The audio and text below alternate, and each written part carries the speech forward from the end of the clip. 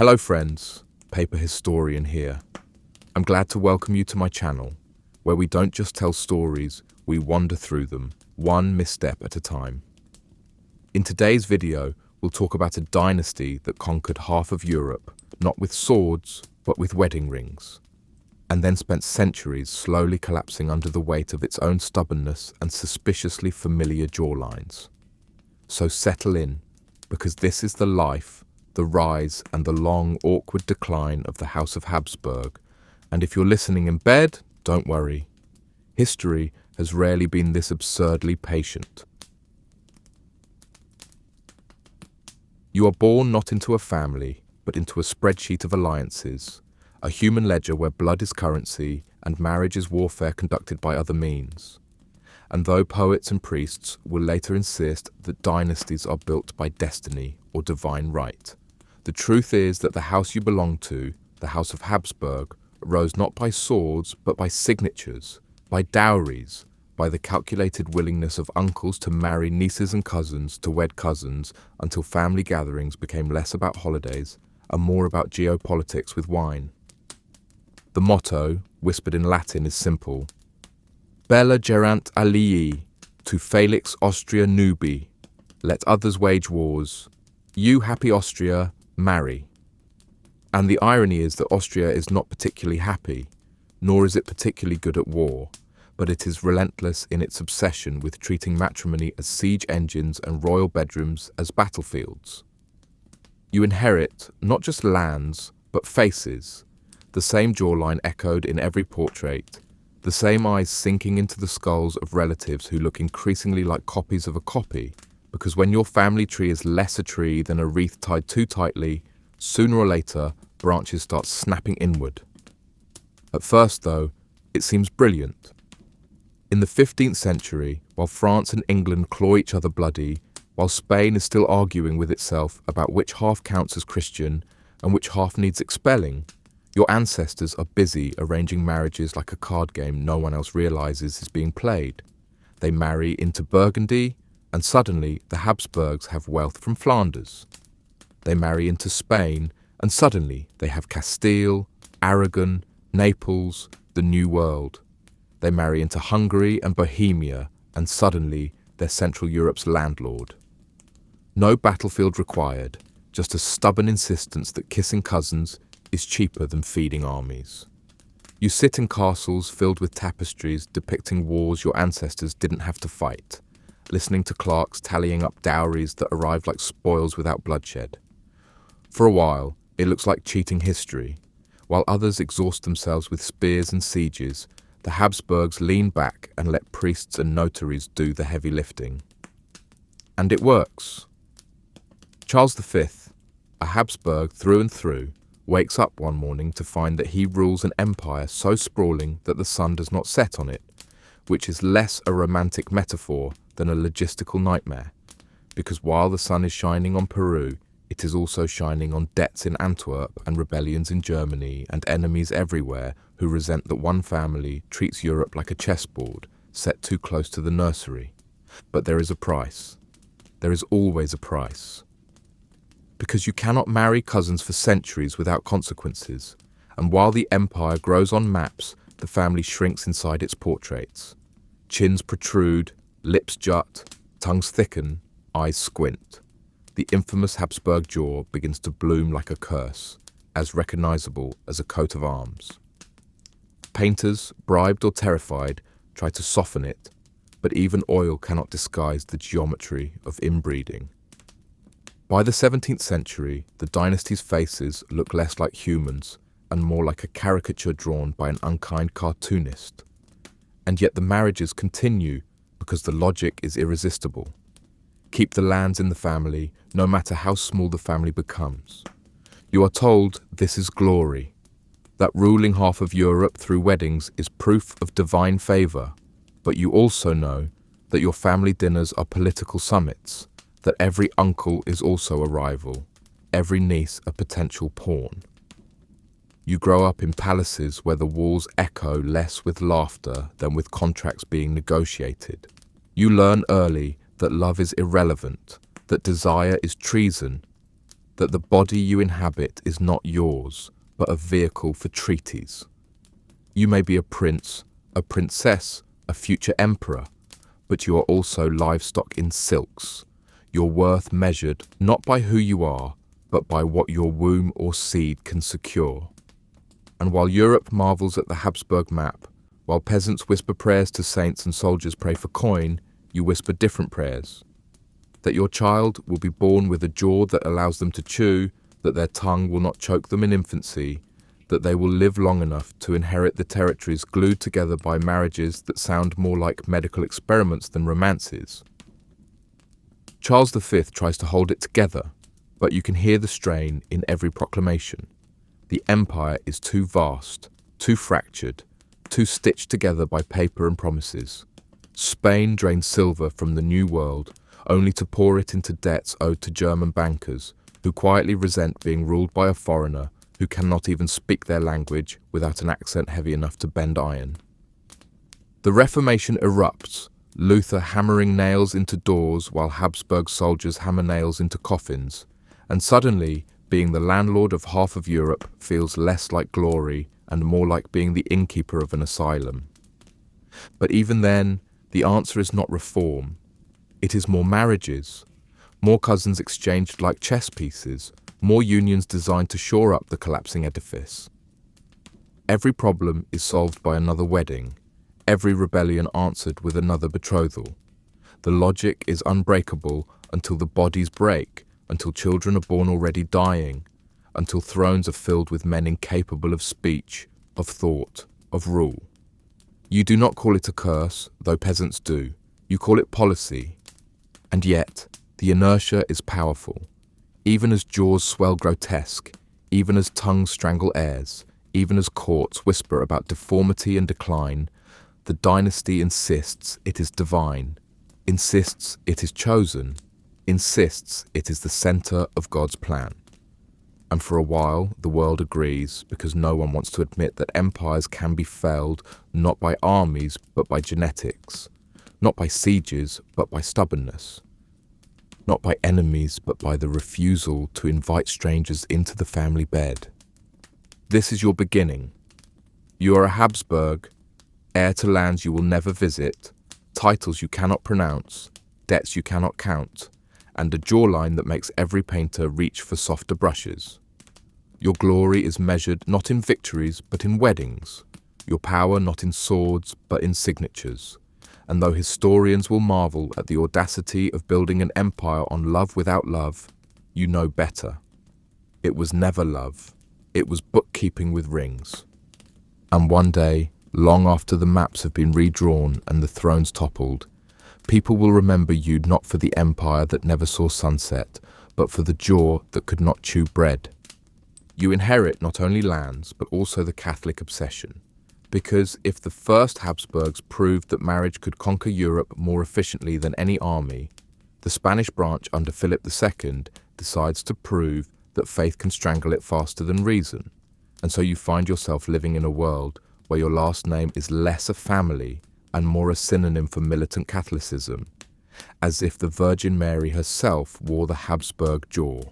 You rule Spain, its silver-rich colonies across the ocean, Naples, Milan, the Low Countries, and you insist that this is God's will, not geopolitical accident.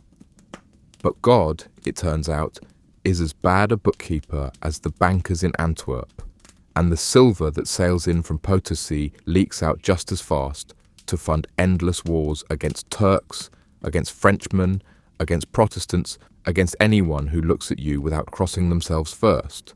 The empire you sit on looks invincible on the maps, stretching across continents, its fleets clogging the seas, its armies trudging through mud in every corner of Europe. But maps are liars. And the truth is that you are drowning in debts, rebellion, and exhaustion. Philip II, stiff-backed and stiff-jawed, locks himself in the Escorial Palace, a mausoleum masquerading as a residence, where corridors are as dark as his moods and every hallway echoes with muttered prayers that sound less like devotion and more like bargaining.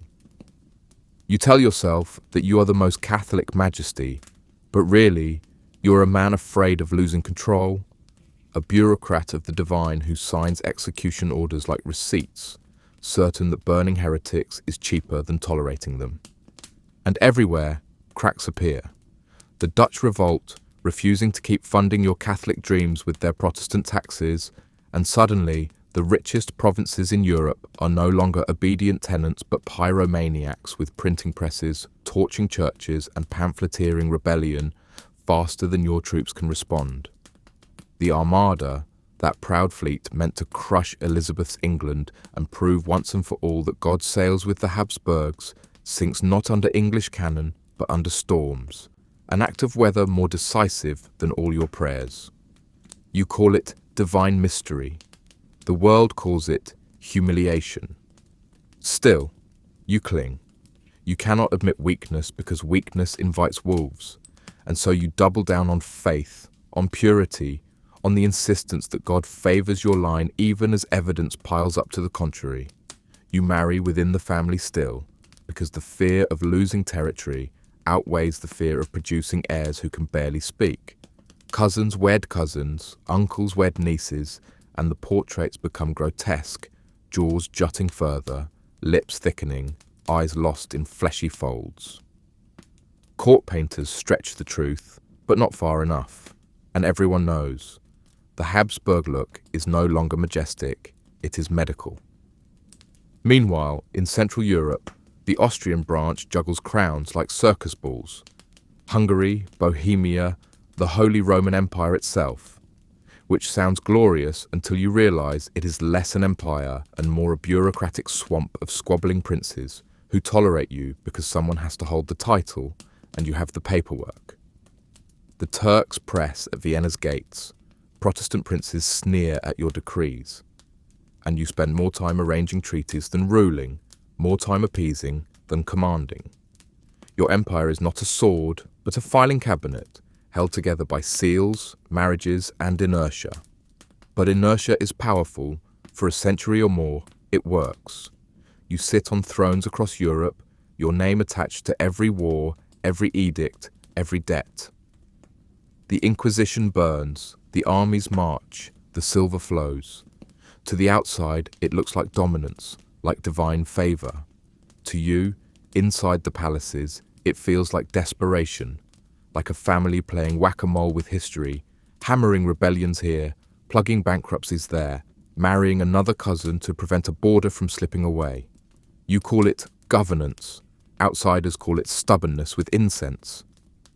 And then comes the 30 Years' War, the long grinding catastrophe that begins with Protestant nobles in Prague throwing Catholic officials out of a window and ends with half of Central Europe starved, burned, or buried. You, as a Habsburg, insist that it is about religion, about God's truth, about the salvation of souls. In reality, it is about your refusal to compromise, your insistence that every heresy is treason, your belief that Habsburg rule is synonymous with Catholic order. Armies tramp back and forth, villages vanish, famine spreads, plague follows, and by the end, Europe is exhausted, Germany is rubble, and the Habsburg prestige is thinner than the paper of the treaties you sign. And yet, somehow, you remain.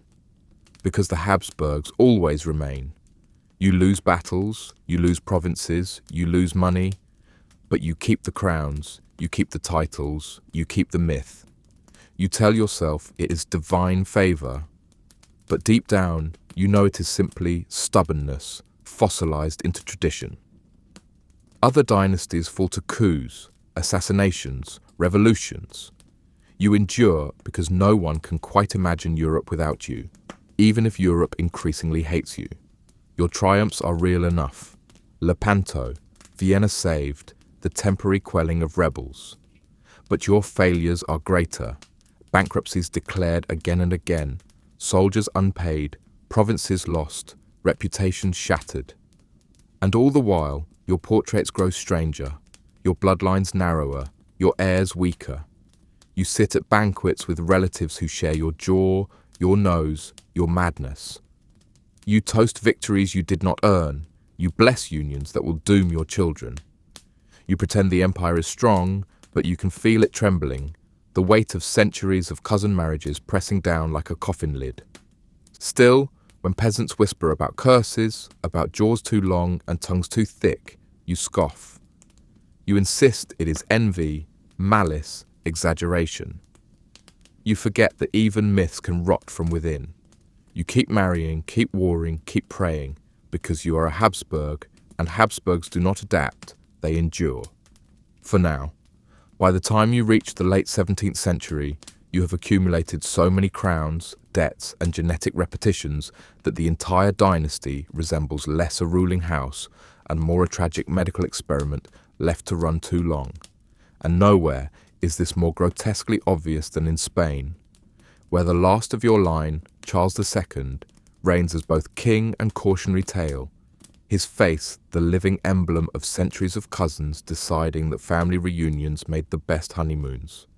You call him El Hechizado, the bewitched, as though witchcraft is to blame for the fact that his jaw juts so far forward he cannot chew properly, his tongue so swollen speech itself is a chore, his body so frail he stumbles through palaces like a living relic, more saintly corpse than sovereign.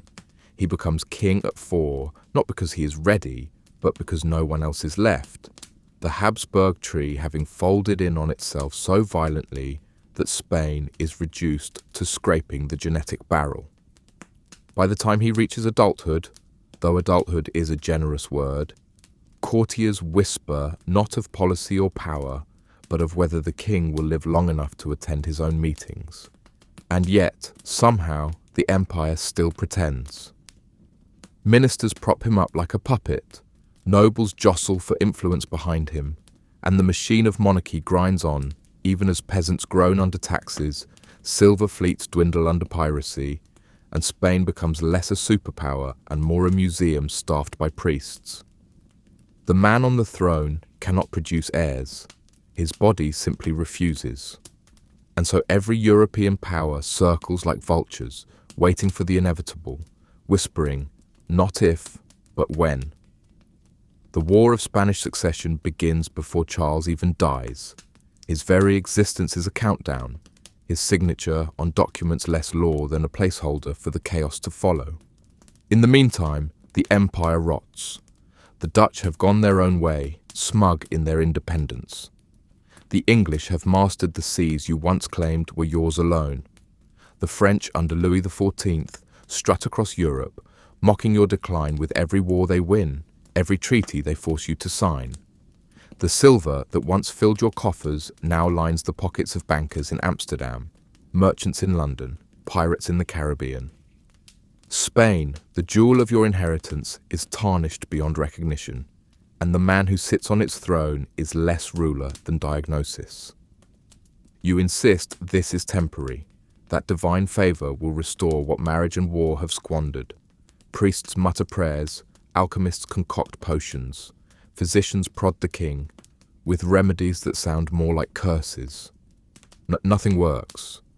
Charles remains childless, toothless, voiceless.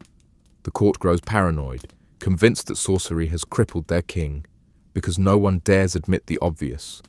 This is not witchcraft, it is biology. Centuries of incest boiled down into a single tragic man. And yet, for all his frailty, Charles clings to life longer than anyone expects. He stumbles through 4 decades of reign, each year more humiliating than the last, until finally, in 1700, he dies, leaving behind no heir, only a will that gives the Spanish Empire to a Bourbon prince. And with it sparks a continental war that bleeds Europe for over a decade. The War of the Spanish Succession is not about Charles, not even about Spain, but about the vultures who have waited too long to feast. England, France, Austria, the Dutch Republic, all claw at the carcass of your inheritance, and though treaties will eventually be signed, the result is undeniable. The Spanish Habsburg line ends, your once mighty empire carved up, parcelled out, its glory reduced to bargaining chips on diplomatic tables. And so, you, the dynasty that once bragged that the sun never set on your domains, watch as shadows creep across your maps. The Spanish Habsburgs are gone, swallowed by their own excess, their jaws remembered in caricatures more vividly than their victories. What remains are the Austrian Habsburgs, clinging to Vienna, to their crowns in the Holy Roman Empire, to Hungary, Bohemia, the scraps of influence left. You tell yourself that as long as one branch survives, the dynasty endures. But even in Austria, decline waits. For the lesson of Spain is not forgotten. People snicker about the Habsburg jaw, peasants mutter about curses, satirists lampoon your family as grotesques. The dynasty that once ruled continents is now defined by deformity, by decline, by the memory of a king who could barely speak. You wanted to be remembered as conquerors, as rulers, as chosen by God. Instead, you are remembered as a warning. And yet, you endure. Because that is what Habsburgs do. You lose, you decline, you rot, but you endure. For now. You would think that after the grotesque spectacle of Spain's collapse, after the caricatures of Charles II and the whispers of curses, your family might have learned its lesson. But Habsburgs are not in the business of learning. They are in the business of surviving. And so the Austrian branch picks up the tattered mantle and tries to wear it as though the fabric is not moth-eaten, telling themselves that Austria, not Spain, is the true heart of the dynasty, and that God, for reasons known only to himself, still finds your stubbornness charming. Enter Maria Theresa, a woman who inherits a crown she was not supposed to, because women are not supposed to rule, at least not in a Europe stuffed with powdered wigs and fragile egos, but who nonetheless clings to her throne with the tenacity of a mother holding a child, except in this case the child is a ramshackle empire filled with Hungarians, Bohemians, Italians, Croats and Germans, none of whom particularly enjoy being told they are all part of the same family. She fights wars she cannot afford, against enemies she cannot outmatch, and somehow survives, not because she wins, but because she refuses to lose. Frederick the Great of Prussia calls her weak, mocks her armies, takes Silesia, and yet Maria Theresa remains, a woman in a man's world, scolding her ministers like children, insisting that piety and stubbornness can substitute for strategy. Her son, Joseph II, decides to be the enlightened one, a philosopher king in the mould of Voltaire's dreams, issuing reforms faster than his bureaucrats can print them. Toleration for Protestants, new taxes for nobles, an attempt to modernize laws, even a ban on the torture chamber, which disappoints the executioners who suddenly find themselves unemployed. He wants to turn the Holy Roman Empire into something resembling efficiency, but his reforms pile up like paperwork on a desk no one wants to touch. And when he dies, his empire promptly ignores half of them. The dynasty is not built for enlightenment, it is built for endurance, and endurance is allergic to change. Still, the Habsburgs cling. They preside over Vienna, a city of music, pastries, and bureaucracy so thick it could be used as mortar. Mozart plays for your courts, Haydn writes symphonies in your service, Beethoven sulks in your streets. The arts flourish while the empire staggers, a paradox so perfectly Habsburg it should be your coat of arms. Your armies fight Napoleon and are trampled, sign treaties and are humiliated, fight again and are trampled once more. By the time the Corsican menace is finally caged, Austria is a ghost of its former self, reduced to playing host to conferences where diplomats congratulate themselves on restoring order while quietly carving up what's left of Europe. Then comes Franz Joseph, the long-reigning emperor who looks like a postcard with his sideburns and his medals, a man who clings to power for 68 years, which is impressive until you realize that his reign is less a triumph and more a slow-motion tragedy, a man presiding over decline with the dedication of a bureaucrat filing reports on his own funeral. He loses wars to Prussia, loses influence to Germany, loses credibility to Hungary, and yet still insists on calling himself emperor. He builds railroads, but they only carry his empire faster toward its end. And always the problem remains. Your empire is a mosaic of peoples who do not want to be glued together. Hungarians demand autonomy, Czechs demand recognition, Italians demand independence. You give them parliaments, constitutions, compromises, but every gift is too late, every concession too grudging.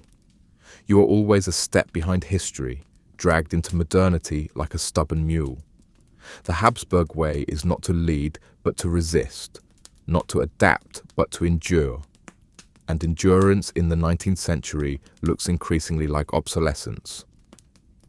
By the time the 20th century begins, your empire is less a state than a museum, a patchwork quilt of ethnicities stitched together with bureaucracy and bayonets, admired by tourists for its palaces and ridiculed by politicians for its impotence.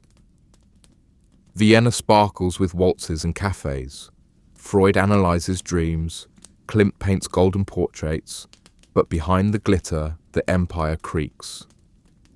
The Habsburg jaw may no longer dominate portraits, but the Habsburg stubbornness dominates politics, and stubbornness is not enough to survive in a century that invents dynamite, telegraphs, and nationalism. And then, inevitably, comes the gunshot in Sarajevo, an assassin's bullet tearing through Franz Ferdinand, heir to your crumbling throne, and with it, the match that lights the First World War. The empire, already brittle, shatters under the strain. Armies march, millions die, and when the dust settles in 1918, the Habsburgs are gone, swept aside like furniture after a flood. Your titles vanish, your crowns are relics, your lands divided into new nations. The dynasty that married its way to power, that clung through centuries of decline, finally collapses not from incest or incompetence, but from history itself, deciding it has had enough. And so you end not with glory, but with paperwork, treaties, abdications, borders redrawn. The Habsburgs who once ruled half the world now shuffle into exile, writing memoirs no one reads, insisting that their crowns were stolen, when in truth they slipped through their fingers. You endure only in caricature, the jaw, the stubbornness, the endless bureaucracy. You wanted to be eternal, but eternity has no patience for dynasties. You imagine that when the last crown falls, when the war has wrung the last drop of blood from your regiments and the treaties have carved your lands into puzzle pieces handed to strangers, the world will at least pause to mourn, to acknowledge that the dynasty that once ruled from Spain to Bohemia, from Flanders to Naples, deserves a moment of solemnity. But history is never solemn when it comes to dynasties. History is petty, ironic, gleeful in its cruelty, and so you find that your legacy is not reverence but ridicule, not majesty, but memes centuries before memes existed, your centuries of endurance reduced to one phrase whispered with a smirk, the Habsburg jaw. The caricatures outlast the treaties. Satirical prints from London and Paris depict you less as emperors and more as gargoyles, lips swollen, chins protruding, eyes glazed with inbreeding's toll. You had armies, you had fleets, you had gold that poured from the Andes into your coffers, and yet the image that endures is not your sunless empire or your endless bureaucracy, but a face that could barely chew bread. You told yourself that crowns were eternal, that God favoured your stubbornness. God, apparently, had a sense of humour sharper than any pamphleteer. And yet, people cannot stop talking about you. Centuries later, when geneticists analyse your portraits, when medical students study the Habsburg jaw as a case of mandibular prognathism, you become a footnote in science as much as history. Textbooks present your deformity with diagrams, a dynasty explained in terms of recessive genes. Your empire is gone, but your skull is immortal, reproduced in endless PowerPoints for bored undergraduates. You wanted to be remembered as rulers, you are remembered as recessive traits, but that is not the whole of it. Because while the world laughs, it also cannot quite let you go. Vienna still parades your palaces. Schönbrunn and Hofburg gleam for tourists who wander their gilded halls and marvel at chandeliers built to illuminate treaties now long forgotten. Spain remembers you as tragedy, Austria as inevitability, Hungary as occupation, Bohemia as nuisance. You are everyone's past, but no one's future. Yet the sheer longevity of your rule, the audacity of surviving centuries of rebellion, plague, and debt, earns you a grudging respect. You did not collapse in a day, like the Bonapartes. You did not vanish in a night, like the Valois. You lingered, stubborn as mildew, impossible to scrub out, until the 20th century itself came with stronger disinfectant. Still, myths grow. Historians write of your marriages as strategy, your motto as genius, your bureaucracy as glue. They forget the peasants who paid the taxes, the soldiers who marched in wars you lost, the children born twisted by a family tree folded in on itself. They forget, or choose to forget, that your survival was never brilliance but inertia, that your empire was less a shining vision and more a patchwork quilt stitched with fear of loss. To endure is not to thrive, but history, lazy as ever, confuses the two. And in the modern world, your name still carries echoes. Tourists in Vienna buy postcards with Franz Joseph's face, pretending nostalgia for an empire they never lived under. Scholars write essays about the Habsburg myth, dissecting how your decline became a metaphor for Europe's own exhaustion.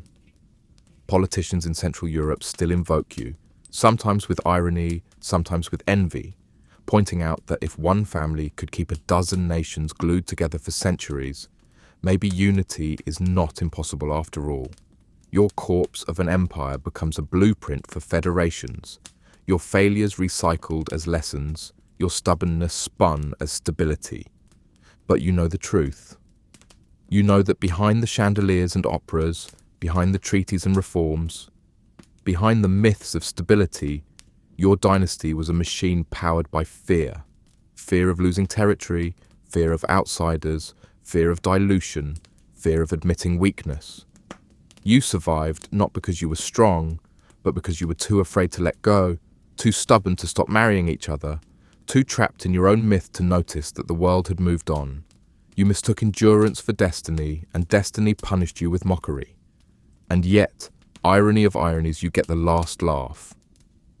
Because in the 21st century, when Europe itself struggles to hold together its patchwork of nations, when bureaucrats in Brussels shuffle papers thicker than any clerk in Vienna ever dreamed, when journalists complain about inefficiency and compromise, who do they compare it to? The Habsburgs. Your ghost lingers not just in textbooks and caricatures, but in the metaphors of modern politics. You have become the yardstick for decline, the shorthand for clumsy unity, the cautionary tale rolled out whenever someone dares to dream of empire. Your failure is eternal because it is too useful to forget. And so, centuries after Charles II drooled on documents he could barely sign, centuries after Franz Joseph watched his empire crumble in slow motion, centuries after Maria Theresa scolded ministers who could not save her from Frederick's ambition, you remain alive in memory, though not in the way you wanted. People whisper your name not with awe, but with amusement, not with reverence, but with irony. They remember your jaw, your decline, your stubbornness, your bureaucracy. They remember that you endured for so long that when you finally died, it felt less like collapse and more like overdue paperwork being filed. You wanted eternity. You got infamy. And perhaps that is the true Habsburg legacy. That history does not remember what you wanted, it remembers what it found funny. Because when all the maps are gone, when the crowns are melted, when the treaties are dust, what survives is the image of a family that tried to outwit death by marrying itself, and discovered too late that death is patient and irony eternal. You live in a world made of wood, salt, and rumour, a place where the horizon is not a limit, but a dare, where the sea is less an obstacle than a promise, though a promise usually wrapped in storms, frostbite, and the vague likelihood of drowning while your family divides your meagre property before the fish finish nibbling. You are a Viking, though you do not call yourself that. You are a farmer who occasionally raids, a raider who occasionally farms, a sailor because you have no choice, a survivor because dying early is inconvenient. The word Viking will come later, bestowed by poets and terrified monks who mistake hunger for heroism. At home, life is not romantic. It is mud, smoke, and neighbours who smell like fish, even when they haven't seen the sea for a week. Your house is a longhouse, which is generous. It is long, yes, but mostly because it is shared with animals.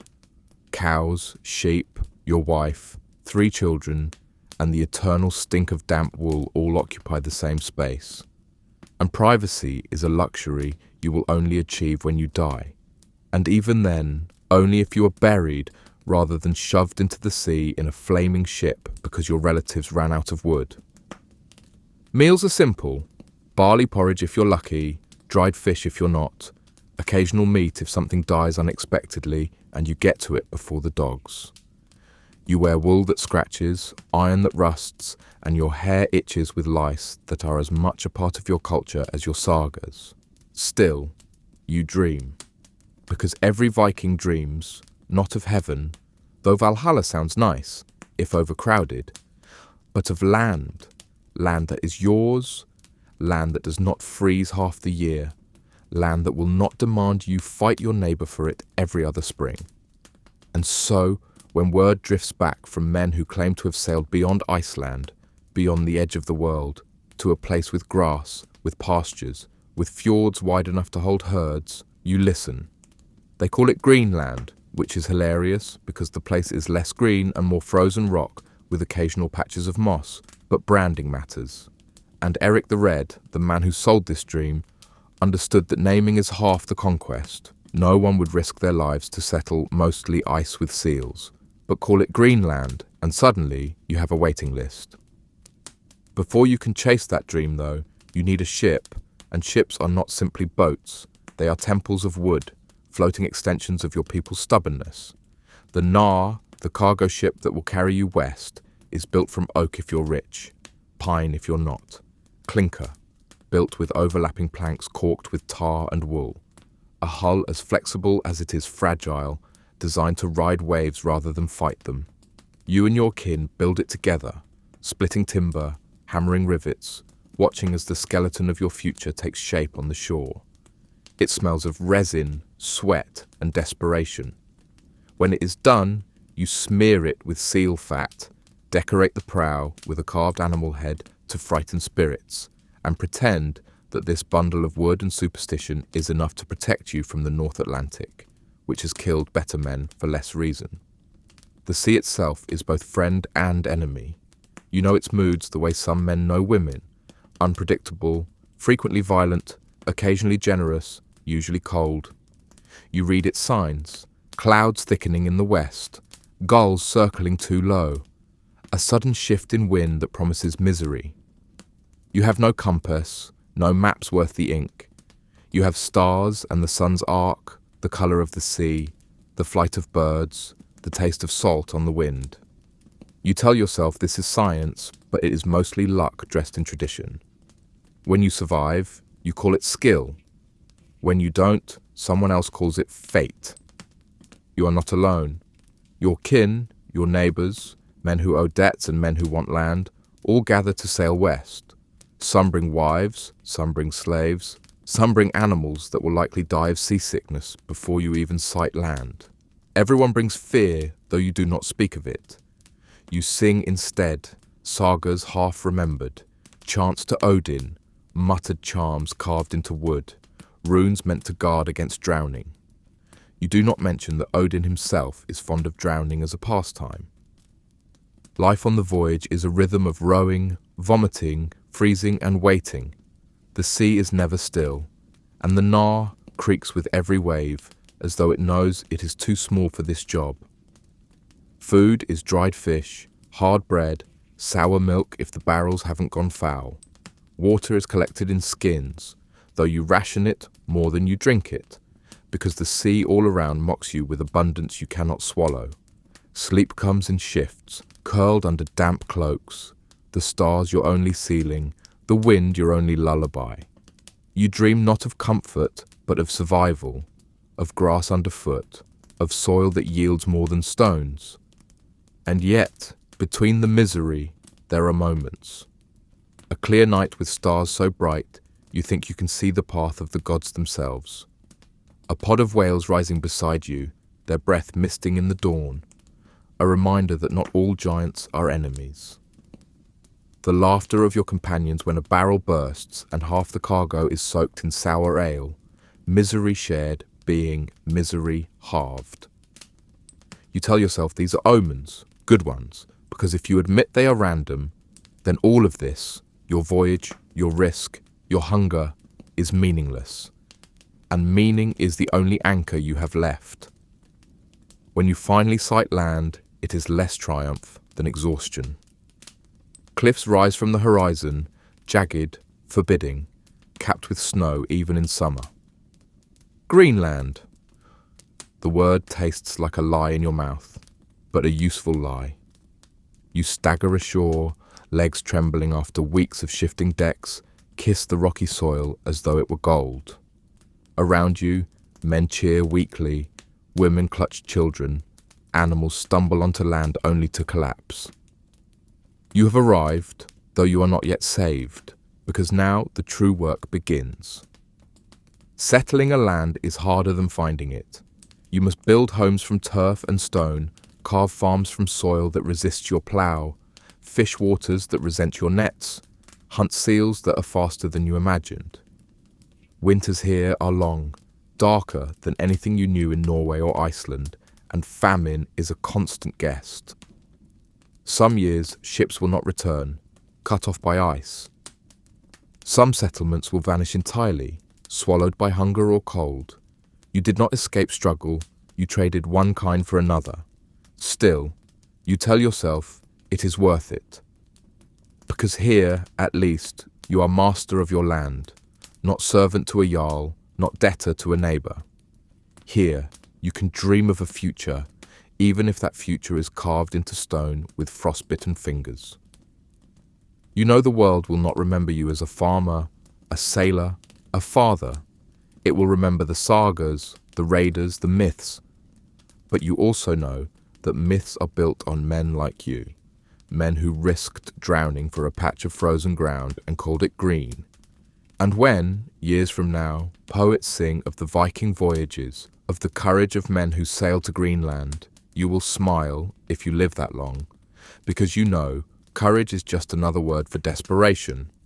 And Greenland is less paradise than punishment with a good publicist. The first thing you learn about Greenland is that it is not green.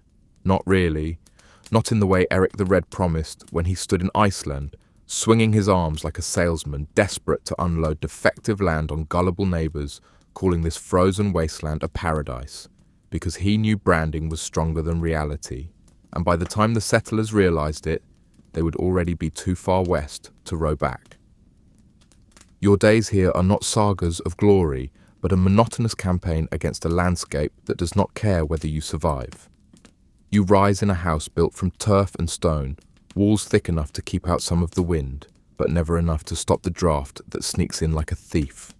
The roof leaks, the smoke from your hearth stings your eyes, and the air smells of seal fat and damp wool.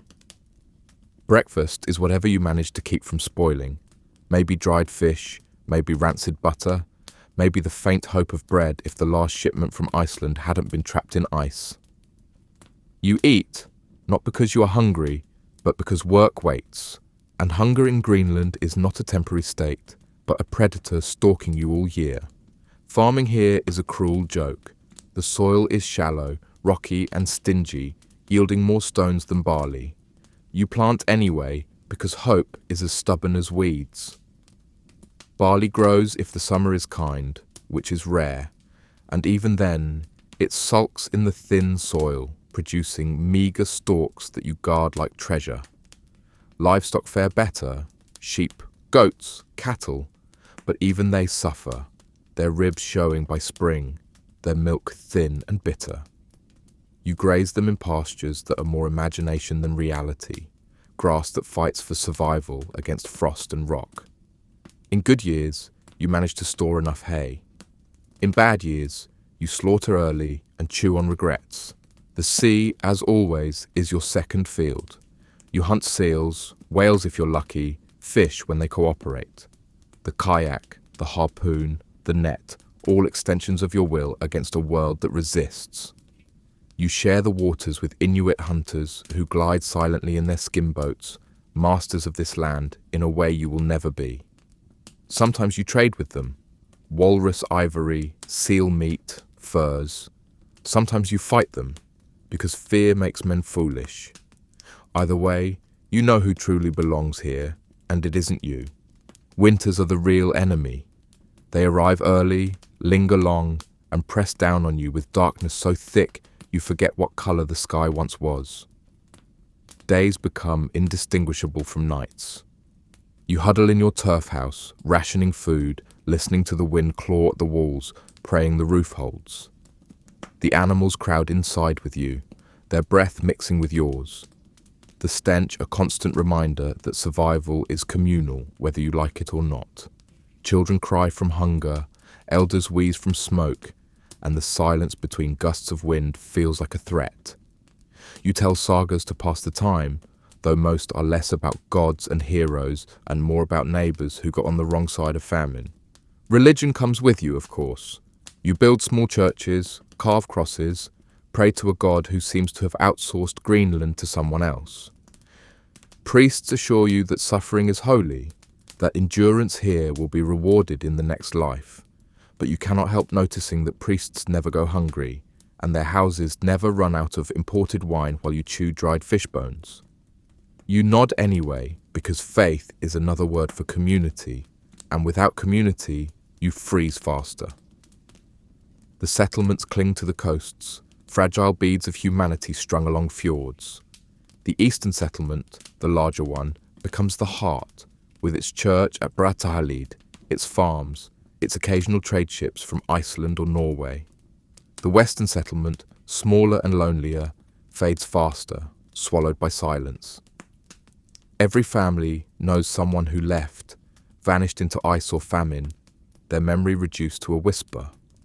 You know, though you never say it, that one day your own settlement could vanish the same way, the fjords reclaiming your stone walls, your pastures returning to moss and silence. Trade is your lifeline. Walrus ivory becomes your currency, tusks traded for iron, for cloth, for salt, for grain. You risk your life in the hunt, hauling beasts from icy waters, stripping tusks from their skulls, while waves threaten to drag you under. The ivory ships east when they can, carrying the proof that you still exist. When ships do not come, when storms close the sea, or politics in Norway forget you, famine follows, slow and certain. You learn that Greenland is less a colony than a gamble, and you are the chips.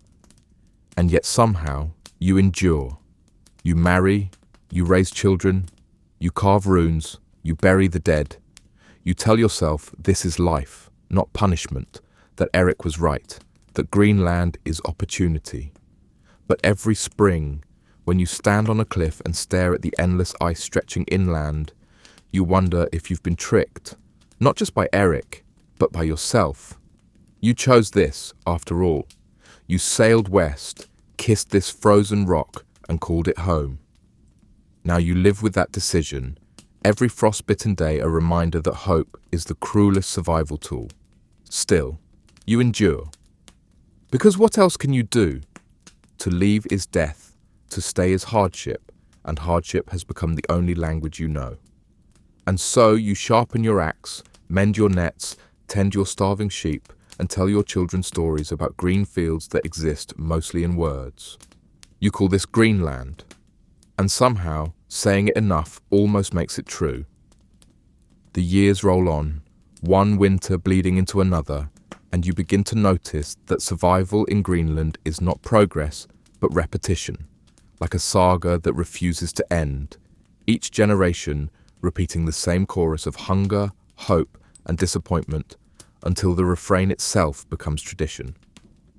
At first you thought you were building something new, a colony, a foothold, a legacy to hand to your children. But now, you see you have only built a cycle, and cycles are just cages that look respectable from a distance. You argue with your neighbours over hay, over sheep, over who stole whose firewood, Because in Greenland, even small resources grow teeth, and every insult feels like a threat. Fights break out over grazing rights, over inheritance, over marriages that were supposed to solve disputes but only birthed new ones. The law is technically Norwegian, but no king in Norway knows or cares what happens here. So you settle matters with grudges, fists, or sometimes a knife in the dark. You call it justice. History will call it pettiness. Religion does not help. The priests insist on building more churches, bigger ones, stone arches rising against the sky, as though stone can impress God in a land where half your sheep die each spring. They collect tithes, they demand labour, they preach sermons about sin while sipping imported wine.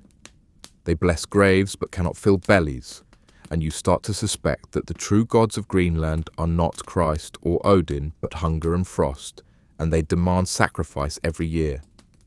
Yet you still go to church, because it is the only place you can pretend, however briefly, that you belong to something greater than your starving farm. Trade becomes thinner, less reliable.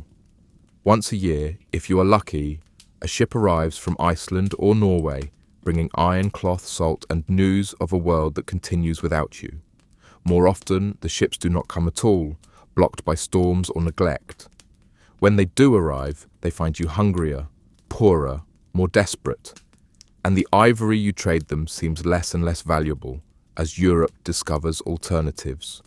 Walrus tusks are not gold, and you are not rich, but you cling to the trade anyway, because without it, you are nothing but another failed outpost in a frozen sea.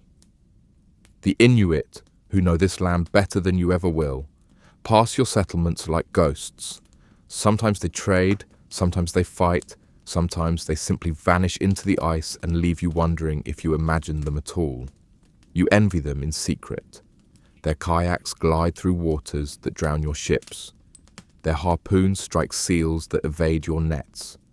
Their knowledge of this place runs deeper than your sagas, and you realize, though you never say it, that you are intruders here, squatters in a land that tolerates you but never accepts you. But pride is stronger than honesty, and so you call them savages while quietly wondering if it is you who are the savages, clinging to Europe's ways in a place that demands something else. Inside your home, the cracks grow too. Food is scarcer, winter's colder, children thinner. You bury more than you christen. You tell your sons stories about the green land Eric promised, but they look at the ice outside and laugh without humour. Your daughters marry too early, not for love, but for survival, because alliances keep families alive longer than affection. You wanted to hand them a legacy, instead you hand them debts, chores, and the same hunger you inherited. Rumours drift in on the rare ships that still make it. Europe is changing, kingdoms fighting wars you will never see, kings you will never meet drawing maps that no longer include you. You are a footnote, forgotten by the very monarchs who once claimed your land. Some settlers leave, sailing back east, but most who try do not return. You stay, not because you love Greenland, but because leaving feels like another kind of death, and you are too tired for another gamble. And so, the colony shrinks. The western settlement fades first, its houses empty, its farms silent, its church abandoned to the wind. You hear whispers, starvation, Inuit raids, families simply walking into the ice. No one knows, no one admits, but everyone feels the echo. What happened to them can happen to you. The eastern settlement clings longer, stubborn, pious, half dead, but still insisting it is alive, like an old man who coughs at his own funeral. You look around and realize Greenland was never a colony, never a home, never even a land. It was a test, and you are failing it slowly, year after year, frostbite by frostbite, hunger by hunger. Eric the Red's lie lingers. A bitter joke. Greenland, the land of grass, the land of promise. You whisper it now with irony, because it is the only way to make the joke hurt less. And when you lie in your turf house at night, listening to the wind claw at the roof, you wonder if your grandchildren will still be here, or if the fjords will one day reclaim your walls, your graves, your memory. You tell yourself sagas last forever. But you know sagas need listeners. And Greenland has never been kind to those. You notice, as the years grind on, that the silence grows heavier, as if the land itself is rehearsing for the day when it will not have to share its vast emptiness with you at all. And every creak of your turf house, every cough from your neighbour, every faint echo of an axe in the distance feels like proof that people are still here, though fewer than yesterday and fewer still tomorrow. The colony shrinks not with drama, but with attrition, a slow erosion of hope disguised as stubbornness, and you begin to realise that death in Greenland is not a singular event, but a process spread across generations, one long winter that never properly ends. The Western settlement is already gone, though no one admits it out loud. Some claim the Inuit overran it, others say its people starved, still others whisper they walked away voluntarily, abandoning stone walls for a life that might have been easier if only they had abandoned sooner. You do not know which story is true, and you suspect none of them are entirely false. What you know is that the western fjords are silent, that no smoke rises there, that no boats return from those waters. And when you picture the churches they built, the farms they struggled for, you picture them buried in snow, waiting for archaeologists who have not yet been born. The eastern settlement, your settlement, limps along in denial, like a horse dragging a broken leg, refusing to collapse even when collapse is the only logical outcome. Families thin out, graves multiply, children are fewer, weaker, quieter. You build walls higher, pile turf thicker, store hay with the desperation of men who know that no amount of hay can outlast a bad winter. When storms come, you pretend it is ordinary. When famine arrives, you call it a trial. When neighbours vanish, you call it God's will. The words change, but the truth does not. You are running out of time. The church bells still ring, though what they summon is not salvation, but habit. You shuffle to mass, muttering prayers you are no longer sure God hears. But what else can you do? Faith is a performance now, a ritual against despair. The priests preach harder, as if volume can replace food, as if stern words can replace missing ships. They tell you to repent, to endure, to trust that Christ has not forgotten you, though you cannot help but notice that Christ's silence sounds remarkably like Greenland's wind. You nod anyway, because nodding is easier than admitting you are praying to frost.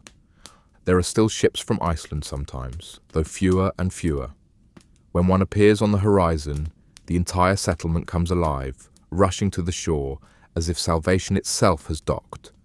But the ships bring less every year, and what they bring is more expensive, because Europe has better places to trade than a colony clinging to a cliff.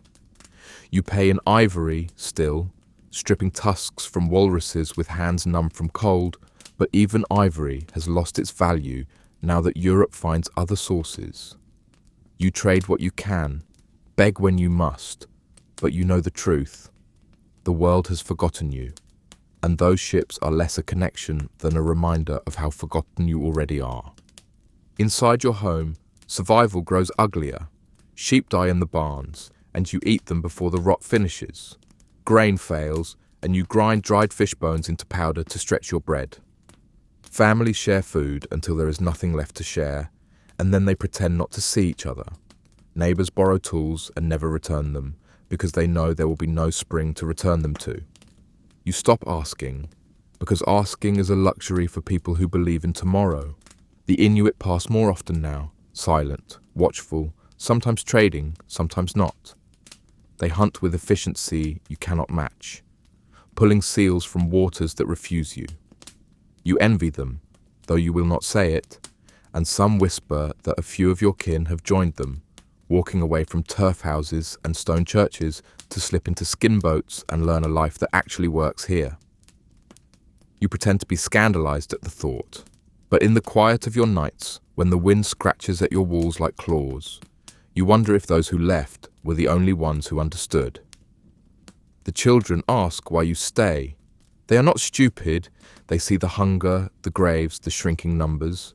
You tell them stories of honor, of legacy, of God's test. They nod, but you see the doubt in their eyes. You know that one day they will not nod, and that will be the day the settlement truly ends. You tell yourself you endure for them, but sometimes you admit, never aloud, that you endure because you cannot imagine doing anything else. Survival has become less a goal than a habit, and habits are hard to kill, even when hunger already has its hands around your throat. Years blur together, and the milestones of your life become indistinguishable from the milestones of decline. Another winter, another famine, another grave, another church sermon about patience, another summer too short to grow barley, another ship that does not arrive, another neighbour who vanishes. You measure your existence not in victories, but in the absence of total defeat, and you wonder when you stopped living and started lingering. And yet, there are moments, small, fragile, absurd, that still feel like life. A lamb, born healthy. A clear day when the fjord sparkles like silver. A feast cobbled together from scraps when someone miraculously catches a whale. A wedding in the church, where for one evening everyone forgets the hunger and dances like it matters. These moments are rare, but they remind you that even in decline, people cling to joy like moss clings to stone. You wonder if that is enough. But in the end, Greenland is patient, and Greenland always wins. The ice creeps closer each year, the storms grow harsher, the summers shorter. Your houses sag, your farms shrink, your children leave or die.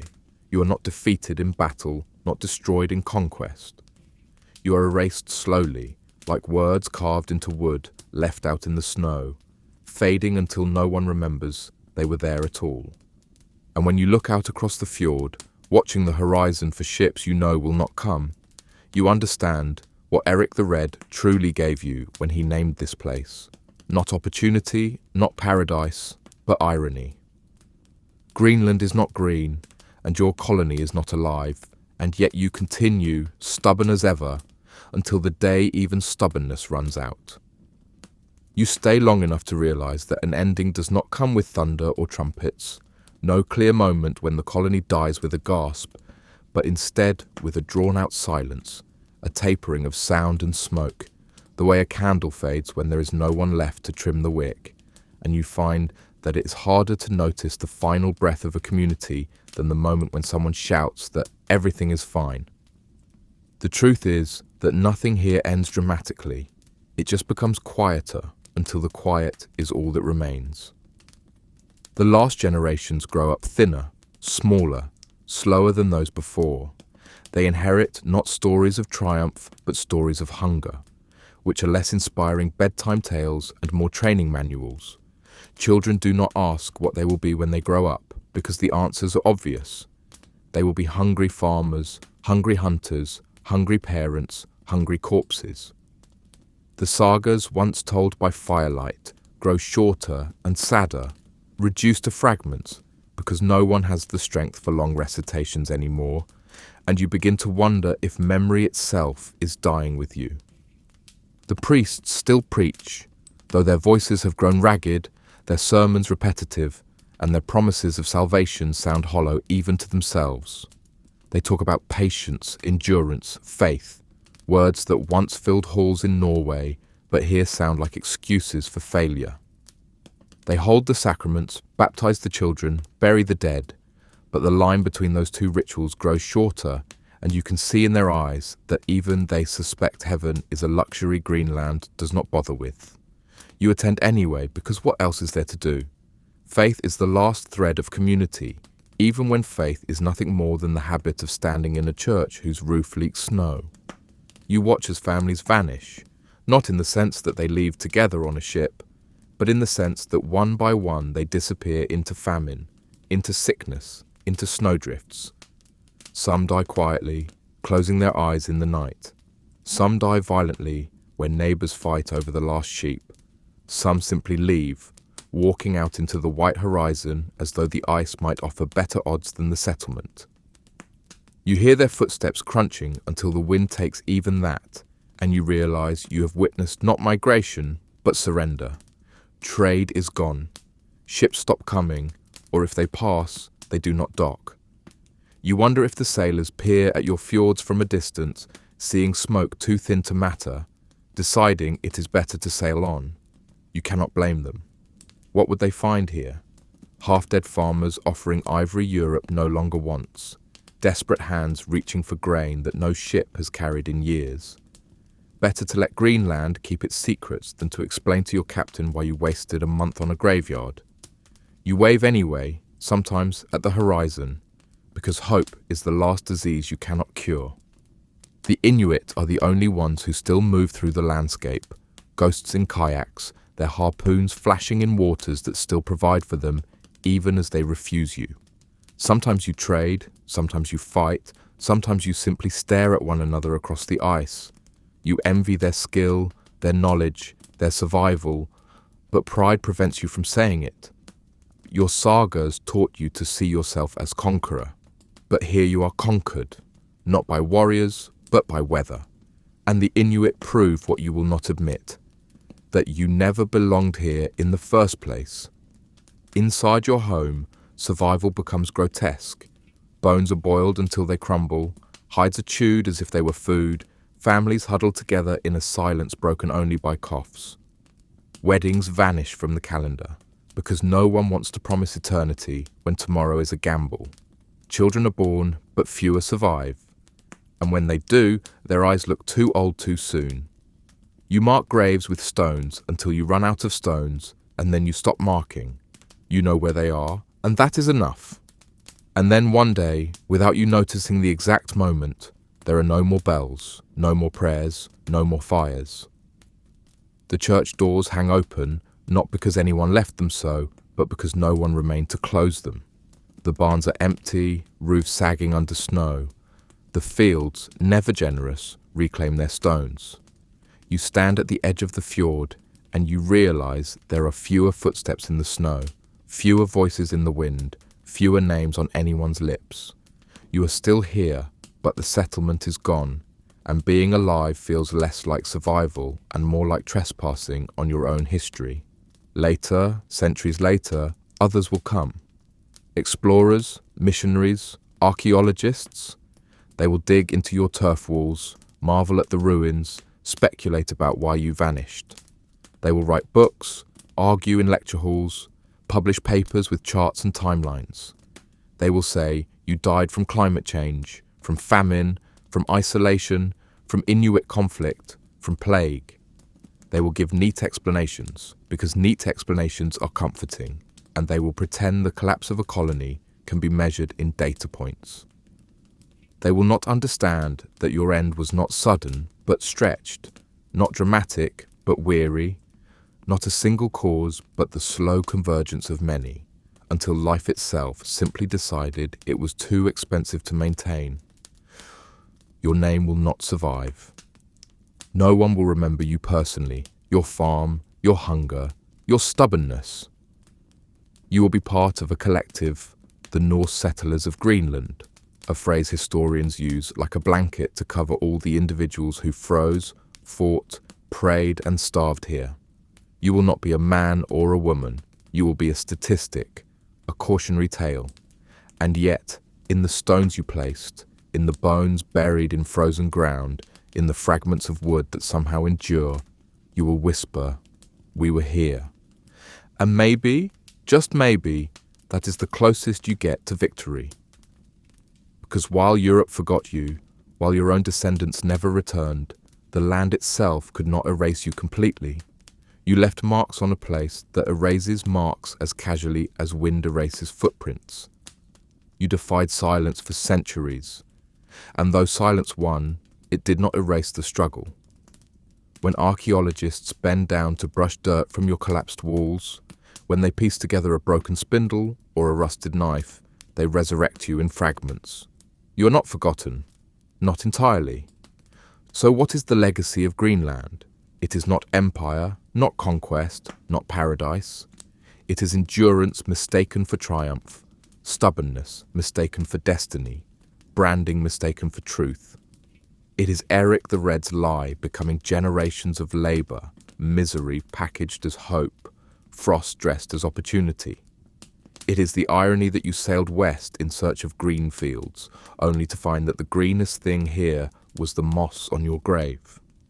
And if someone asks, centuries later, what it felt like to live and die in Greenland, the answer will not fit in a lecture or a paper. It is not a neat story.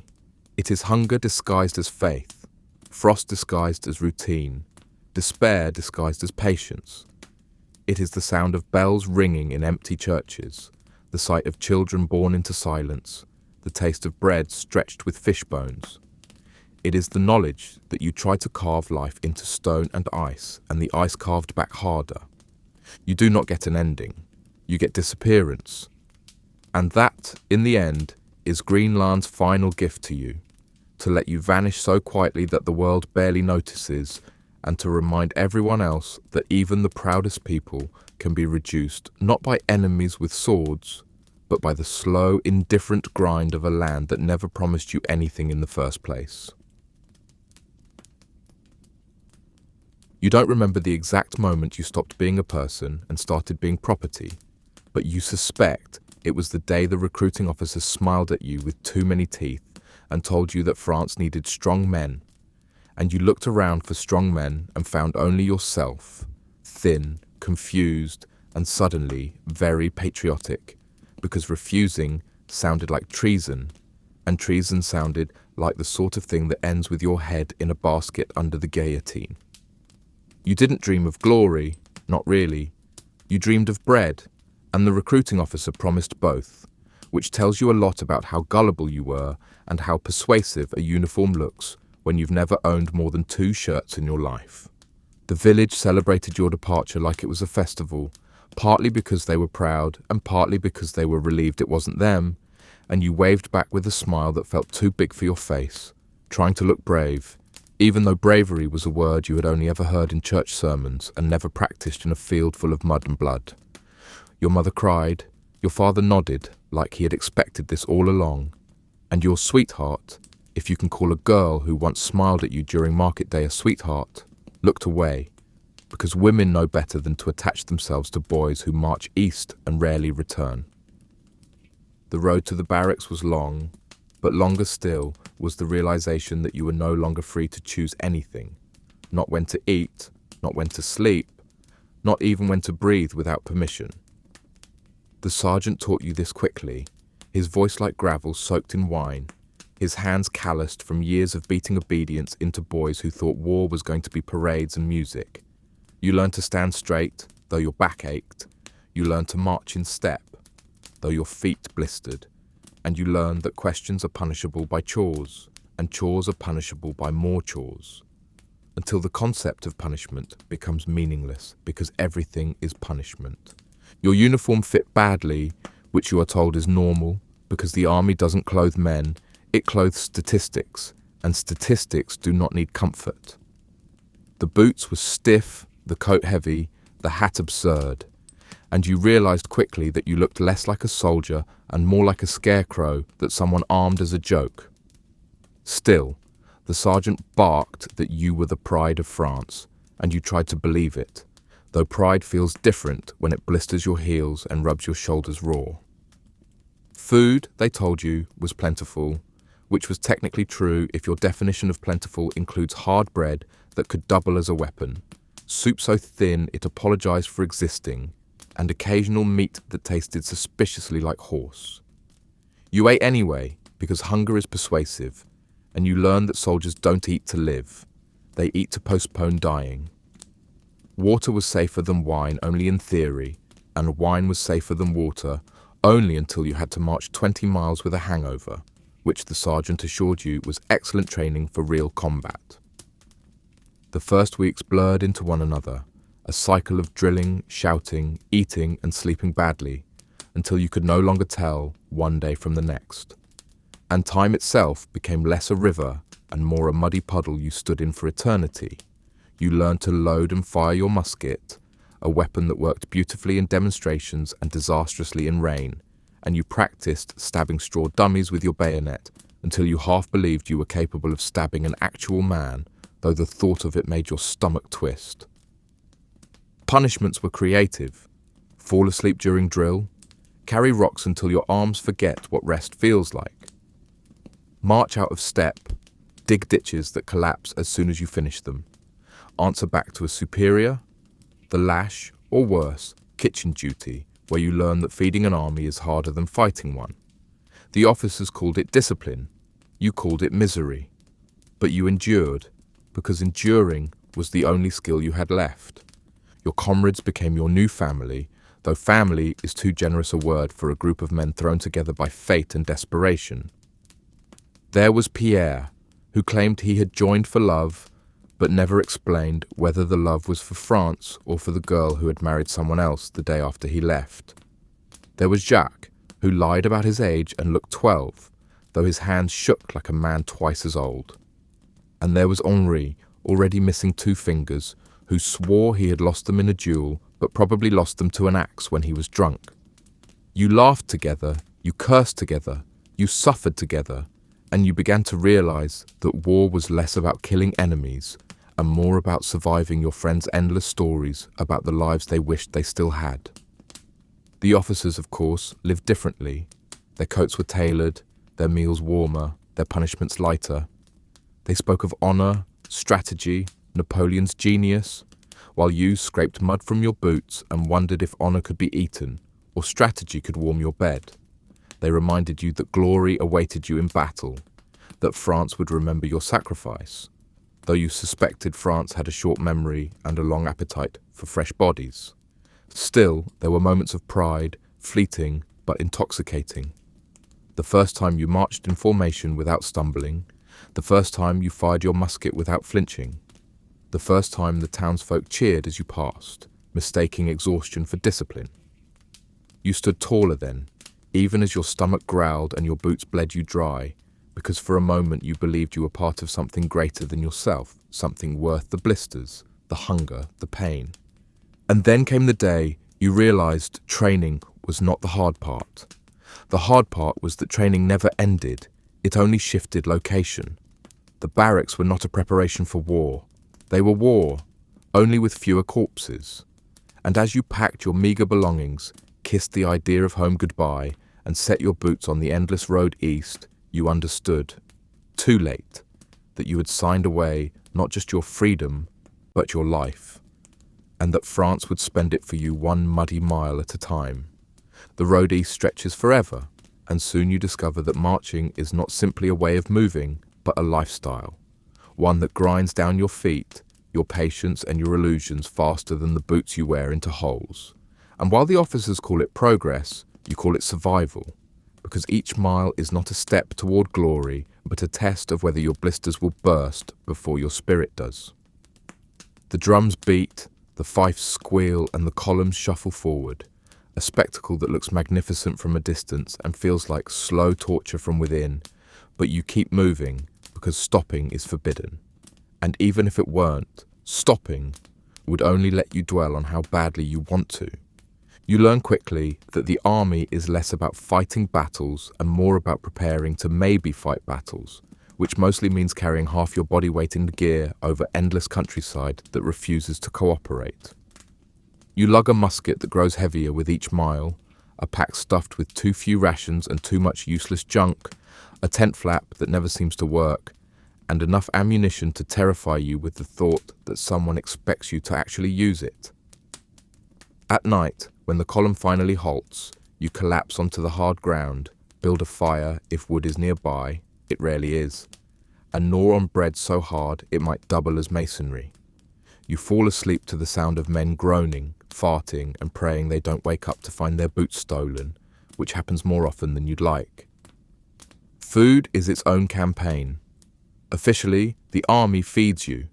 Unofficially, you forage, steal, beg, or barter with locals who despise you for trampling their fields, but tolerate you because bayonets are persuasive. When rations arrive, they are late, spoiled, or insufficient. When they don't, you chase chickens through villages, dig potatoes from fields, or boil whatever crawls. You learn to eat quickly, to hoard crumbs, to value salt more than sermons, and to consider hunger not an enemy, but a constant companion who insists on marching beside you no matter how much you'd like to desert it. Weather becomes your second commander. Rain soaks your powder, mud swallows your boots, snow bites your skin, and the sun itself turns cruel after miles of open road. You march through storms that flood your camp and freeze your spirits, through summers where the heat turns your uniform into a damp shroud. The sergeant calls it character building, but you suspect character is just another word for misery when someone else is comfortable indoors. Disease stalks you more faithfully than any enemy. Dysentery, typhus, fevers, they march alongside you, invisible but efficient, cutting men down without a shot fired. You see comrades collapse in ditches, shaking, shitting, dying, and you step over them because stopping means joining them. Doctors do their best, which usually means bleeding a man already weak, or sawing off a limb without anything more than a bottle of brandy for comfort. You pray not for courage, but for luck, because courage is useless against diarrhea, and the luck is the only true medicine the army offers. Still, the camaraderie grows, twisted, but real. You share misery like bread, divide jokes like rations, and find that laughter survives even in mud. Pierre sings obscene songs until the officers threaten him with lashes. Jacques tells lies about girls in Paris, each more impossible than the last. Henri, drunk more often than sober, insists he once fought a bear with a knife, though everyone knows he probably just stumbled into a cow and lost.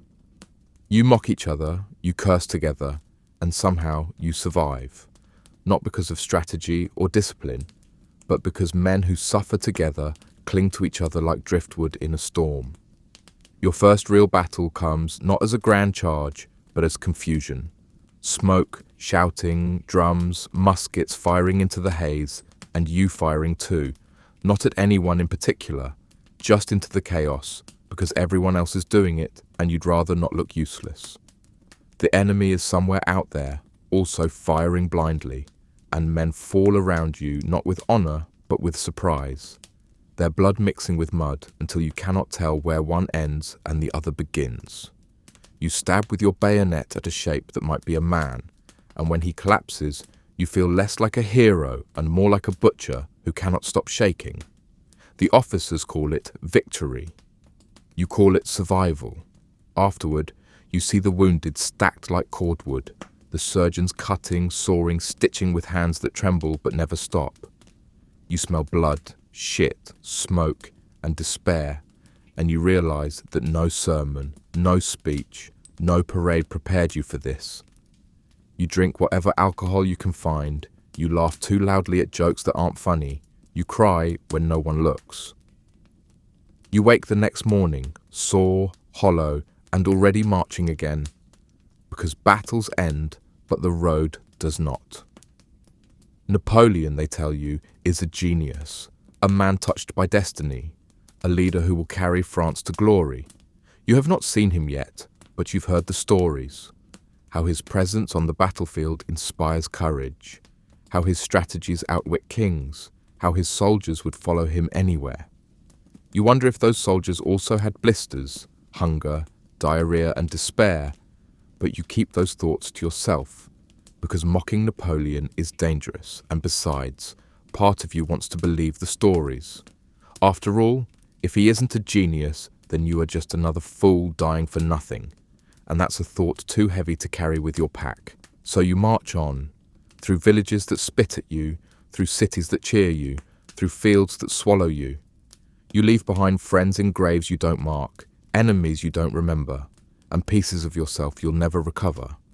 The road is endless, the war eternal, and glory, if it exists at all, is something glimpsed only by officers in memoirs you'll never read.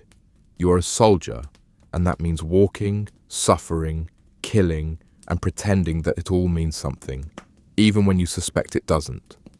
If marching is misery in motion, then camping is misery at rest, the kind that doesn't blister your feet so much as rot your spirit. And you learn quickly that an army in camp is less a disciplined machine and more a chaotic village of unwilling tenants thrown together on whatever patch of earth the officers have declared strategic this week. The tents go up, or rather, the tent flaps you've been dragging like a wet rag for weeks are hammered into the soil and called shelter, though you suspect the soil laughs at the word shelter every time rain turns your bed into soup. You spend your days drilling anyway, because officers believe discipline leaks out of men if they sit still too long, so you are forced to practice maneuvers you've already done 1,000 times, firing at imaginary enemies who die much more neatly than the real ones, and marching in circles until the mud itself seems to salute you. You wonder if Napoleon knows how much of his genius consists of men walking in circles while slowly losing their will to live. But you keep this thought quiet, because the sergeant has a remarkable ability to hear sarcasm at 50 paces. Food in camp is no more reliable than on the march, but at least you can sometimes coax it into something resembling a meal. The bread is still hard, the soup still thin, the meat still questionable, but with enough fire and imagination you can almost convince yourself it's edible. When rations fail, which they frequently do, you raid nearby villages, officially called foraging and unofficially called stealing, though the officers prefer the first word because it sounds less like looting and more like strategy. You learn to grab chickens faster than their owners can protest, to dig potatoes in silence, to argue with peasants in broken phrases that somehow always end with you holding the food and them holding resentment. Disease thrives in camp. Lice are not pests, but comrades in arms. Fleas are part of the uniform, and dysentery becomes the unofficial anthem of the regiment. The latrines are ditches that fill too quickly, the air thick with stench, and you marvel at how men can survive bullets only to be killed by their own bowels. Surgeons do what they can, which is little, and rumours about plague circulate every time someone coughs too hard. You wash when you can, rarely, and you begin to think dirt itself has become your second skin, one you'll never shed, no matter how many rivers you wade through. Time in camp stretches endlessly, and boredom gnaws at men more efficiently than hunger. You gamble, you drink, you tell the same stories until even you are sick of them. You carve dice from bones, you carve insults into trees, you carve prayers into wood that no god is ever likely to read. The officers hold reviews and parades to stave off despair, and you line up with the others, muskets gleaming badly polished, uniforms patched beyond recognition, pretending that you are an army of glory rather than a collection of men desperate to find meaning in mud. Sometimes there is entertainment, minstrels wandering through, prostitutes following the regiment, preachers insisting salvation is only a confession away. You take what you can, because in camp anything that distracts you from reality is welcome. Songs are sung loudly, badly, drunkenly, until fights break out over who forgot the words, and the fights themselves become another form of entertainment. The sergeant, amused until blood is drawn, steps in, distributes punishment, and the next day it all repeats. Letters arrive rarely, carried on whatever system France pretends is organised. When they do come, they bring joy and despair in equal measure. A letter from your mother reminding you that the farm is failing without your hands, from a sister who married while you were gone, from a sweetheart who writes less about love and more about how someone else now helps with the chores. Some men weep, some men laugh, some men burn the letters unread because hope is heavier than despair. You write back when you can, lies mostly, about glory, about victories, about how you are fine, because admitting the truth, that you are cold, hungry, scared, and slowly unravelling, seems crueler than silence. Officers live better, even in camp. Their tents are larger, their meals richer, their wine less sour. They hold councils, drink late, debate strategy, while you and your comrades argue about whether the soup had actual meat in it or just wishful thinking. You resent them, but you need them, because without officers even the illusion of order would collapse, and the camp would devour itself in chaos. You suspect some of them know this, which is why they strut so confidently, as though arrogance itself were a form of leadership. Still, there are moments in camp that feel almost human. The night fires glowing in the dark, men huddled together for warmth, laughter rising unexpectedly from exhaustion. A rare feast when someone somehow catches a pig, roasted slowly while stories grow taller and the wine tastes sweeter than it should. A song sung softly, almost tenderly, that quiets the men for a moment, reminding them that they are still alive, still together, still human, even here. These moments are fleeting, but they linger, because you know that in battle you will need to remember something worth surviving for. But the camp is not rest, not really. It is waiting, and waiting is its own torture. You wait for orders, for battles, for rations, for news. You wait for Napoleon, whose shadow looms larger than his presence, whose genius is praised more than it is seen, whose plans drag you forward like a tide you cannot resist. You wait, and you realize that waiting is just another form of marching, only this time the road goes nowhere, and the only destination is another dawn in another muddy field. And when the orders finally come, when the drums roll and the columns form, you feel almost relieved, because anything, even battle, feels better than waiting. You shoulder your musket, tighten your pack, curse your blisters, and step forward again, knowing full well that the road ahead is just another circle leading back to camp, back to mud, back to hunger, back to waiting. But you march anyway, because that is what soldiers do, and because the alternative, standing still long enough to realize how little any of it means, is unbearable.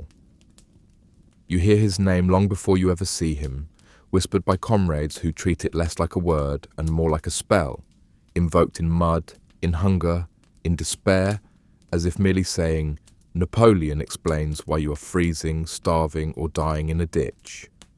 They call him the Little Corporal, the genius, the saviour of France, the man who can outwit kings, bend maps, and turn entire nations into footnotes. You are told that he is short, though not as short as the British say, that he speaks softly but commands thunder, that his glance alone can stiffen spines and make men march another 100 miles on nothing but pride and blistered feet. You want to believe it, because if Napoleon is not a genius, then you are just another fool with a musket, trudging endlessly for reasons that crumble under scrutiny. And then, one day, you actually see him. It is not what you expect. No radiant glow, no choir of angels, no lightning splitting the sky, just a man on a horse, smaller than his legend but larger than you imagined, with a coat buttoned against the cold, and eyes that look like they can see straight through mud, lies, and fear. He rides along the line, his presence magnetic, and suddenly, men who were limping stand straighter, men who were muttering fall silent, men who were ready to collapse somehow find strength in bones that moments ago were nothing but aching sticks. He does not shout, he does not wave, he simply looks, and the line stiffens like a spine corrected by divine intervention. You realize then that leadership is not shouting louder, not punishing harder, not promising glory. It is convincing men like you, cold, dirty, anonymous, that they matter to something larger, that their suffering has purpose. And you hate yourself a little for it, because you feel it too. Your chest swells, your heart pounds, and for one dangerous moment you believe you are part of history, that France itself moves through you. It is intoxicating and terrifying, because you know it means you will follow him anywhere, even into hell. The officers worship him openly, as though proximity to his shadow makes them immortal. They parrot his strategies, his words, his gestures, while you and your comrades parrot survival. But you see how his presence trickles down, how even the cruel sergeant softens when he knows Napoleon is near, how even the stingiest quartermaster finds rations when the emperor might ask about them. His genius does not feed you, but it convinces you that starvation is part of a grander plan, and somehow that makes it easier to chew on bread that cracks your teeth. You hear the stories, how he outmaneuvered Austrians at Austerlitz, how he crushed Prussians at Jena, how he crowned himself emperor because no pope was worthy. Each tale grows taller, grander, until you no longer know where truth ends and legend begins, but you stop caring, because the legend is easier to live with. Better to believe you march behind a genius than to admit you march behind hunger. In campfires at night, men speak of him with reverence, mocking only in whispers too soft for the wind to carry. They joke that he knows every soldier by name, though he barely knows his marshals by face. They say he never sleeps, that he studies maps until dawn, that he dreams battles before they happen. You laugh, you doubt, but when you see him again, riding past mud and misery as if it were merely scenery, you believe for a moment that perhaps it is true. But genius is heavy, and its weight always falls on your shoulders. His plans stretch you thin, his ambitions drag you farther, his victories are built on your bones. For every glorious tale in Paris, there are 10 unmarked graves in fields across Europe. You realize that Napoleon's brilliance is not a gift to you. It is a debt, one you pay in frostbite, blood, and the kind of hunger that gnaws not just your stomach, but your soul. He conquers empires. You conquer another day without collapsing. Still, when the drums beat and the banners rise, you march with pride you do not fully understand. You shout, "Vive l'Empereur," with a voice that surprises you. And when cannon fire drowns you out, you shout louder. You fight harder when you think of him watching. You endure longer when you imagine his eyes somewhere in the smoke. You become part of the myth, and the myth becomes part of you. And though you suspect it is madness, you cling to it because madness at least has purpose, while despair has none. And so your life becomes an endless cycle of mud, hunger, disease, and fleeting glimpses of a man who convinces you it all means something. You march not for yourself, not even for France, but for him, for the shadow he casts across Europe, for the dream he sells that someday all this suffering will add up to glory. Deep down, you know it is a lie, but it is a lie so beautiful you would rather die believing it than live without it. The order comes down like thunder in spring. Russia. You don't know why, not really. Some say the Tsar insulted Napoleon, others say treaties broke, others just mutter about trade and politics, words as distant from you as the stars overhead. What you know is that the drums beat louder, the columns grow longer, and suddenly you find yourself swept up in a river of men so vast that it no longer looks like an army, but like a civilization on the march. A rolling swarm of boots, muskets, horses, wagons, and misery, stretching across the horizon until you can no longer tell where France ends and the world begins. They call it the Grande Armée, and for once the name fits. You march shoulder to shoulder with men from France, from Italy, from Poland, from Germany, from every corner of an empire stitched together by ambition.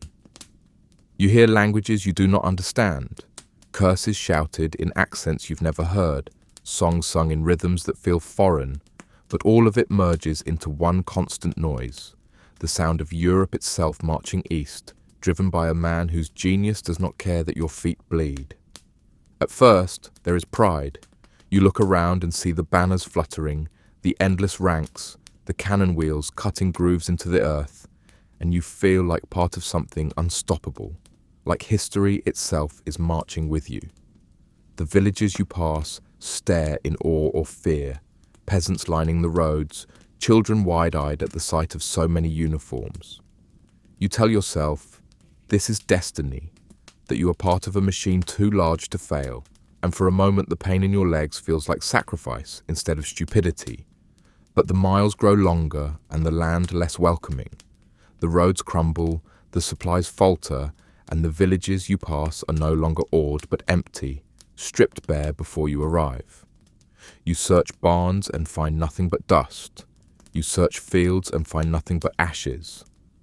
The Russians retreat, always retreat, burning their own homes, their own crops, their own everything, leaving you to march deeper into a wasteland that feels more like a trap with each step. You wonder what kind of people burn their own bread just to spite you, And then you realize the answer. People who know they can outlast you. The heat comes first, a cruel summer sun that bakes you in your coat, turns the dust into choking clouds, and makes every march feel like punishment. Men collapse from thirst, from heat, from exhaustion, and the column tramples them without pause. Horses die in the traces, their ribs jutting like knives, their carcasses left by the road because there is no time to bury them. You drink from streams that stink of rot, you eat rations that shrink each week, and you begin to suspect that the real enemy is not the Russian army, but the land itself, endless, empty, indifferent. Then the rain. Endless rain, turning roads into rivers, wagons into anchors, boots into prisons of mud. You march soaked to the bone, muskets rusting, powder spoiling, spirits drowning. The officers bark, the drums beat, but nothing dries, and you begin to forget what warmth feels like. Disease follows, as it always does. Dysentery, fevers, coughing that never stops.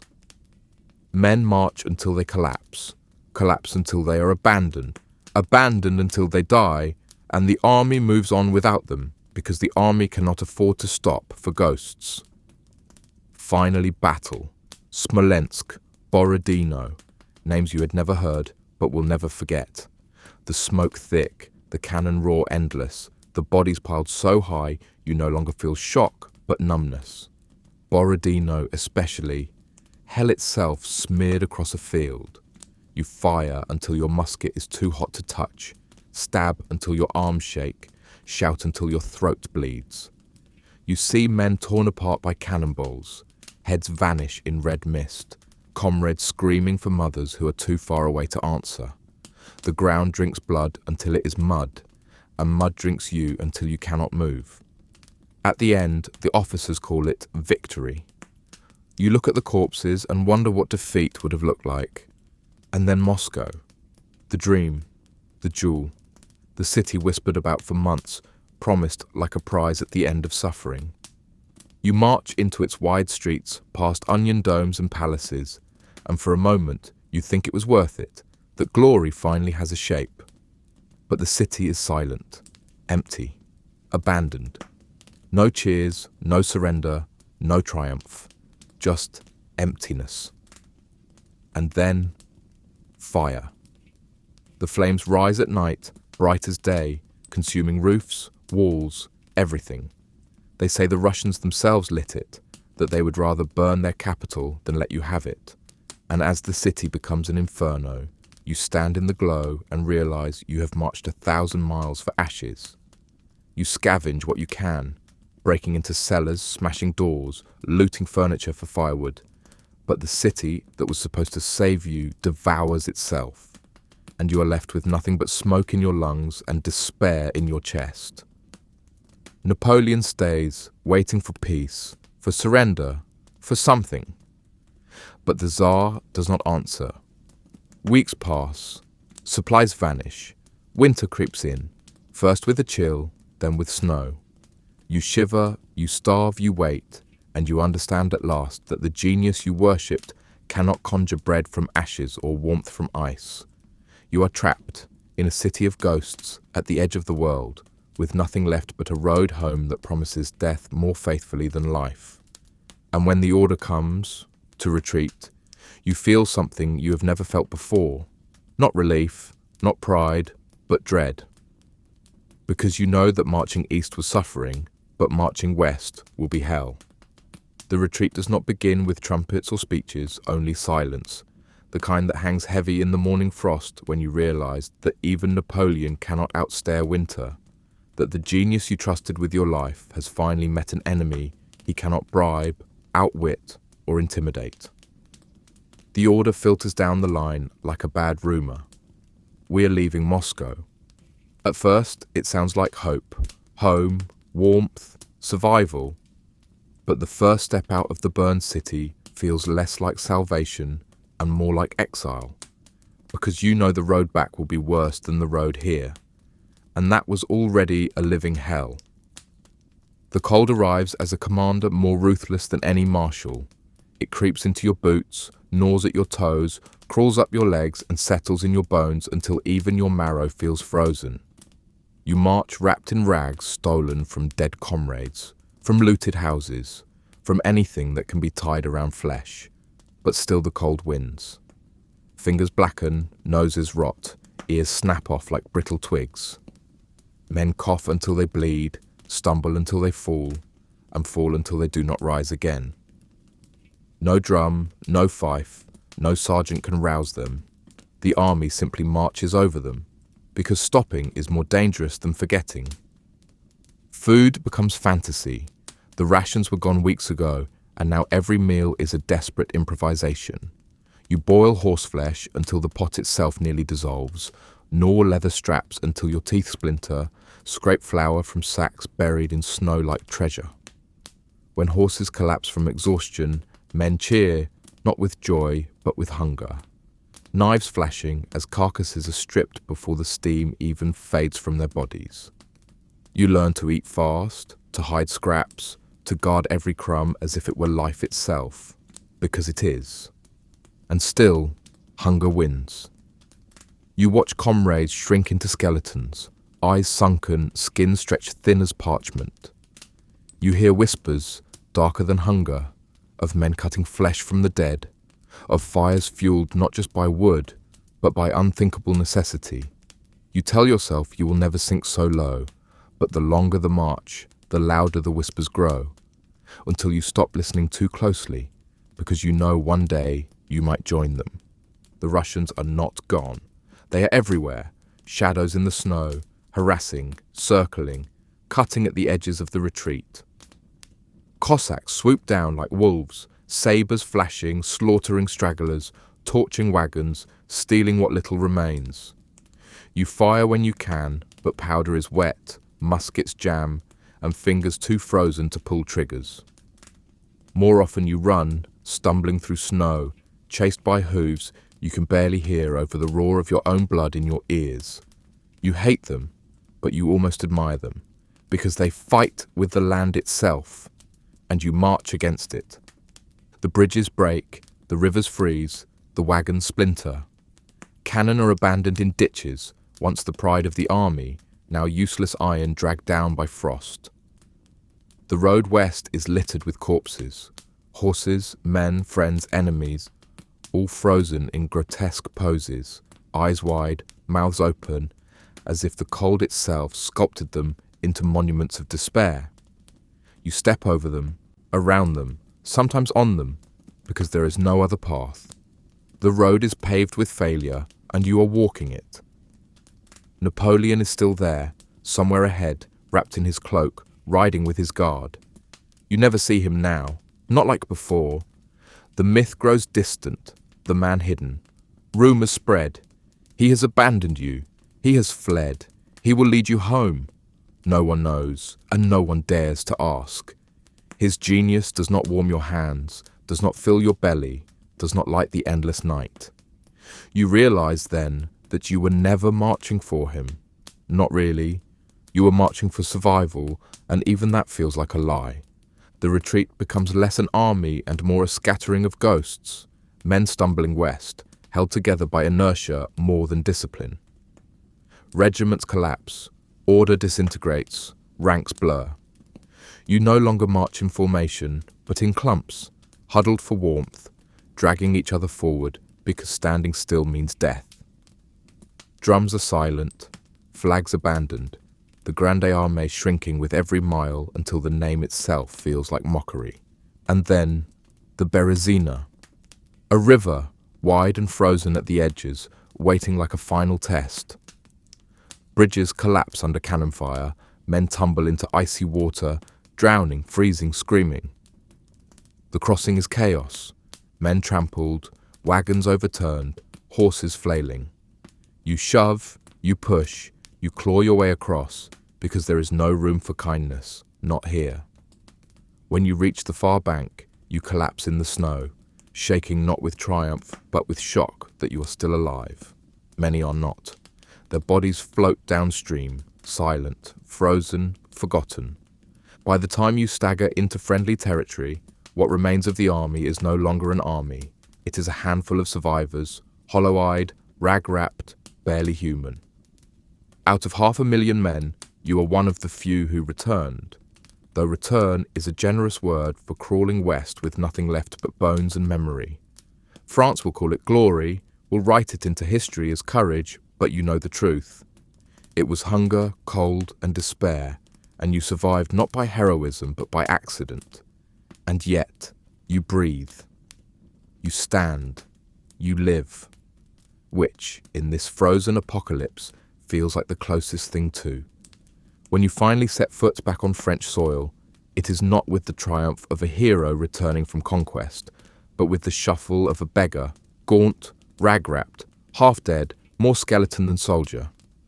And though the locals cheer politely at the sight of uniforms, their applause fades quickly when they realize you look less like liberators and more like the plague returned from the east. You limp past villages that once gave bread and now offer nothing but stares, because they too have learned that Napoleon's victories taste like famine, that every loaf sent to the army was one less for their children. And though you thought you marched for France, you discover France never marched for you. You go home, or at least you try. If you are lucky, there is still a farm, a cottage, some place where your name means something other than cannon fodder. But many find nothing. Fields sold, parents dead, wives remarried, sweethearts vanished, lives lived in absence of your body. You realize war did not pause life, it only paused you, and the world was cruel enough to keep spinning without you. Those who welcome you back do so with half-hearted warmth. A mother hugs you as if embracing a stranger who wears her son's face. A brother measures you by what you cost the family in labor. A neighbor asks if you brought glory, and when you shake your head, he changes the subject. You tell no stories, because the truth is not fit for ears that want pride, not nightmares of frozen corpses and horses eaten raw. You say, I marched to Moscow, and leave it there, because the rest is not survivable outside your own skull. But you are not done. Napoleon is not done. He rebuilds, he rallies, he pretends Moscow was a stumble and not a fall. And you, like a fool, are swept again into the tide. More campaigns, more marches, more battles, each one smaller, hungrier, weaker than the last. The magic fades, the myth cracks, but still you march. Because what else do you know? Civilian life is a stranger, peace a language you no longer speak. You are a soldier, and even when the empire is crumbling, you play your part. Then comes 1814, and Paris falls. The emperor abdicates, exiled to Elba, and for a breath you think it is over. But Napoleon, like misery itself, always finds a way back. The 100 Days, Waterloo, the final gasp of a dream that has long since soured. You do not make it to that field, your body has had enough, but you hear of it, how the man who made Europe tremble finally lost to mud, to cannons, to men too tired to believe anymore. And you think, yes, that sounds right. Not a grand finale, just exhaustion made permanent. So, what is left? You age, which feels like betrayal after all you survived. You cough in winter, your feet ache from frostbite that never truly healed. Your stomach rebels against meals too rich because it remembers starvation too vividly. You try to farm again, but your back protests, your hands shake, and every sound of thunder pulls you back to Borodino, to Moscow burning, to the Berezina.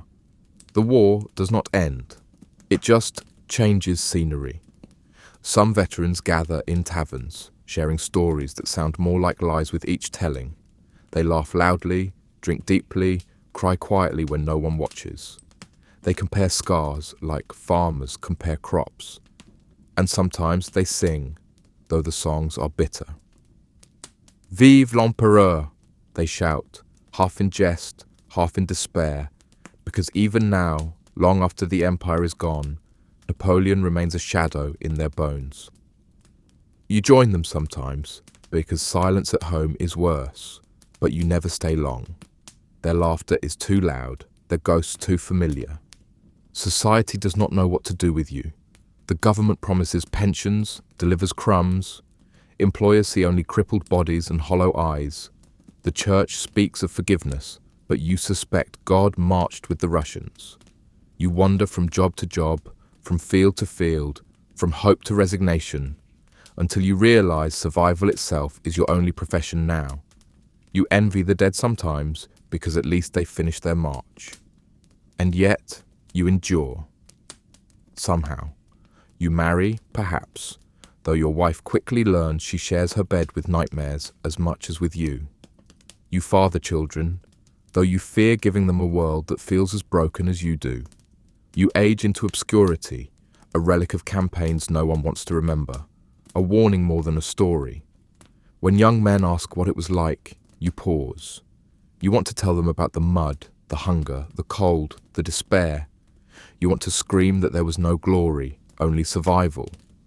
But you look into their eager eyes, and you remember that you once believed too. So you tell them half-truths, softened lies, stories of marches and victories without the stench of rot. You protect them from the truth, even though you know the truth is coming for them in some other war, in some other mud. And in your final years, you sit by the fire, staring into the flames, and realize you are no longer afraid of heat. You survived Moscow burning. You survived the Russian winter. You survived Napoleon. What is left to fear? You laugh, quietly, bitterly, because survival itself feels like the cruelest joke, but it is yours. And in a world where so many did not return, that feels, despite everything, like victory.